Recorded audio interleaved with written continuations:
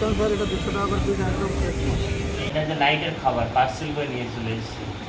Hello everyone, good morning সবাইকে। সবাই কেমন আছো? আশা করি সবাই ভালো আছো। আমিও ভালো আছি তোমাদের ভালোবাসা ও আশীর্বাদে। And welcome back to my channel Priyanka Chandan. আমি প্রিয়াঙ্কা। আমার নতুন একটা ভিডিওয় সবাইকে অনেক স্বাগত, অনেক ভালোবাসা। তো চলো আজকের ভিডিওটা শুরু করা যাক। এখন কিন্তু বাজে 10টা আর ঘুম থেকে উঠেছি 9টার দিকে। তারপরে একটু চা খেয়ে নিলাম। খাওয়ার পরে দুজনে বসেছিলাম, প্ল্যান করলাম যে ঘুরতে যাব। তো যেমন কথা তেমন কাজ, রেডি হয়ে গেলাম, বেরিয়ে গেছি। আর এত সময় তো বুঝতে পেরে গেছে কোথায় যাচ্ছি। আর এই জায়গাটা কে কে চেনো অবশ্যই কিন্তু কমেন্টে জানাবে। অবশ্যই একটা কারণ আছে ঘুরতে যাওয়ার, কারণ যে ডাক্তার দেখাবো সে 2 দিন পরে বসবে। এবার 2 দিন তো ঘরেই থাকতে হবে, আর ভাবলাম বাড়ি গেলে তো সে আবার আসতে হবে।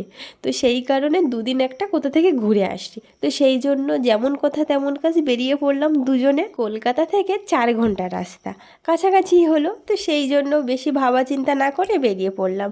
তো চলো, আশা করছি তোমাদের ভিডিওটা ভালো লাগবে। জানো তো সকালে কিচ্ছু খাওয়া হয়নি, টিফিন বলতে শুধু চা খেয়েছি, ব্রেকফাস্ট করা হয়নি। তো সামনে একটা ধাওয়া ছিল, তো সেই ধাওয়ায় দুজনে খেয়ে নিলাম। খিদে পেয়েছিল প্রচণ্ড। কলকাতা থেকে বেরিয়েছি কিন্তু 10টার দিকে। আর বাইকে তো বুঝতেই পারছো, ট্রাফিক তো জানো কলকাতার দিকে কেমন ট্রাফিক হয়।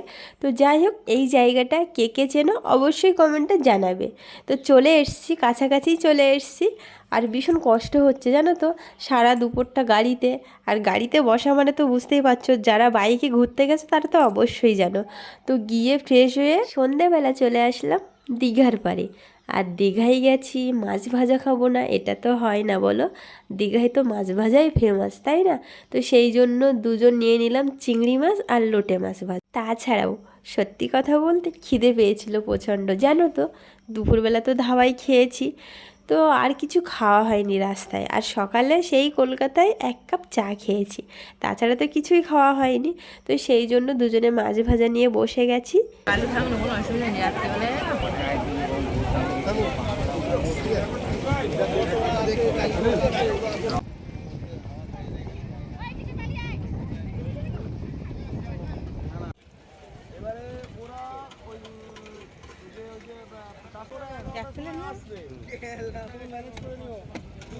মাছ ভাজা খাওয়ার পরে এই সাইডে দেখো পাপড়ি চাট খেতে চলে আসলাম।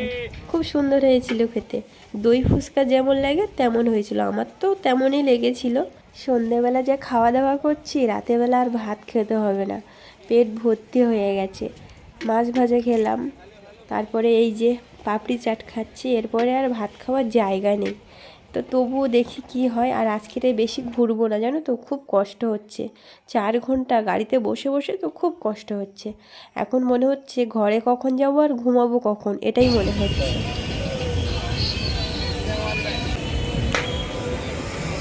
দেশি মাস্টার স্যার এটা 200 টাকা করে পিস একদম এটা ভেটকি ভেটকি।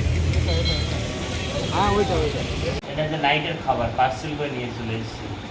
আর এটা রুটি একটু এবার দুটো খাওয়া দাওয়া করে ঘুম, লম্বা ঘুম।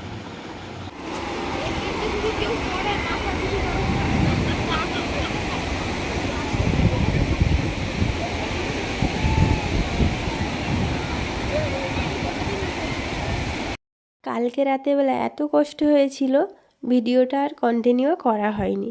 তো সেই কারণে সকাল থেকেই শুরু করেছি। এখন এসছি দীঘায় স্নান করার জন্য। তো চলো স্নান করে নিই।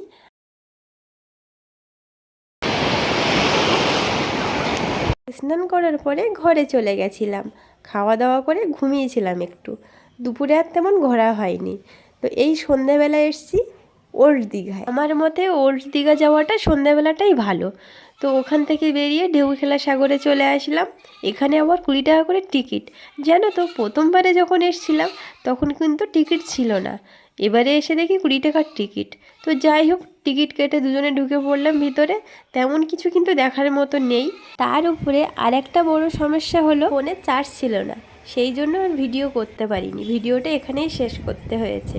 সবাই ভালো থাকবে, সুস্থ থাকবে। দেখা হচ্ছে নতুন কোনো একটা ভিডিওর সঙ্গে। ততক্ষণের জন্য সবাইকে টাটা।